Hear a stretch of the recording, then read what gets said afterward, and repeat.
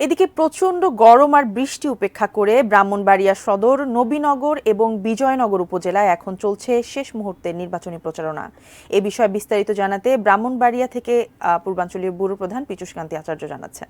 এখন চলছে ব্রাহ্মণবাড়িয়ার নবীনগর, সদর এবং বিজয়নগর উপজেলার শেষ মুহূর্তের নির্বাচনী প্রচারণা।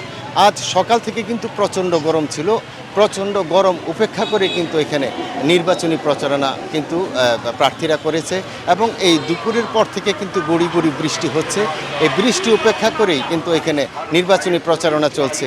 বিভিন্ন চা স্টলগুলি তো আমরা দেখেছি নির্বাচনী আলাপ আলোচনায় চলছে, কে নির্বাচনে জয় হবে, কার পরাজয় হবে। ব্রাহ্মণবাড়িয়ার যে সদর উপজেলা রয়েছে, জেলা ছাত্রলীগের সাধারণ সম্পাদক শাহাদাত হোসেন শোভন এবং জেলা আওয়ামী লীগের সহসভাপতি হেলাল উদ্দিনের মধ্যে কিন্তু প্রতিদ্বন্দ্বিতা হবে এবং এখানকার যে ভারপ্রাপ্ত চেয়ারম্যান ছিলেন লুকমান হোসেন, তিনি কিন্তু ব্যক্তিগত কারণ দেখিয়ে তার নির্বাচন থেকে সরে দাঁড়িয়েছেন। নবীনগর উপজেলার যুবলীগ সভাপতি সিরাজুল ইসলাম ফেরদৌস এবং বিএনপির বহিষ্কৃত নেতা ফারুক আহমেদ এবং আওয়ামী লীগ নেতা আলামিন কাজী জহিরুদ্দিন সিদ্দিক মধ্যেই কিন্তু এই প্রতিদ্বন্দ্বিতা হবেন এবং বিজয়নগর উপজেলার বর্তমান নারী যে চেয়ারম্যান রয়েছেন নাসিমা মুকায়ালি এবং মোহাম্মদ আল জাবেরের মধ্যে কিন্তু প্রতিদ্বন্দ্বিতা হবে বলে এখানকার ভোটাররা জানিয়েছে। তবে সকল ভোটারদেরই কিন্তু একটি দাবি, যেন নিরাপদে তারা যেন ভোটটি দিতে পারে, এই বিষয়ে যেন